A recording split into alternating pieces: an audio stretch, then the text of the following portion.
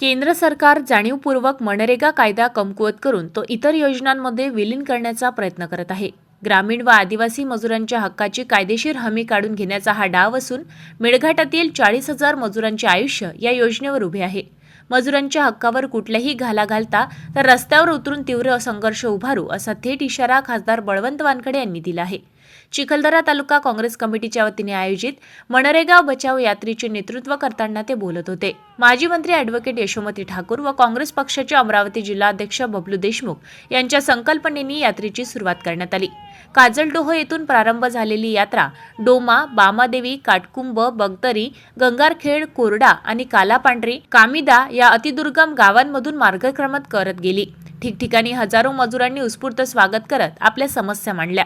खासदार वानखडे यांनी मजुरांच्या रांगेत बसून त्यांच्याशी संवाद साधत त्यांना त्यांच्या न्याय हक्कासाठी संसदेपासून रस्त्यापर्यंत लढण्याची ठाम ग्वाही दिली आहे. या सभेला संबोधित करताना त्यांनी स्पष्ट शब्दात इशारा दिला आहे की मेळघाटातील जवळपास 40,000 मजूर कुटुंबांची केवळ मनरेगाच्या उत्पादनावर जगत आहे.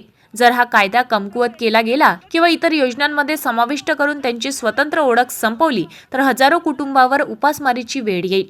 मोठ्या प्रमाणात स्थलांतर वाढेल आणि आर्थिक विवंचना तीव्र होईल. त्यांनी पुढे ठाम मागणी केली की मनरेगा मंजुरी किमान 400 रुपये प्रतिदिन करण्यात यावी आणि 100 दिवसांच्या रोजगाराची कायदेशीर हमी प्रभावीपणे कायम ठेवावी. केंद्र सरकार राज्यांवर आर्थिक बोजा टाकून नियोजन निभ्रम करण्याचा प्रयत्न करत असल्याचा आरोप त्यांनी तीव्र आंदोलनाच्या इशारातही दिला आहे.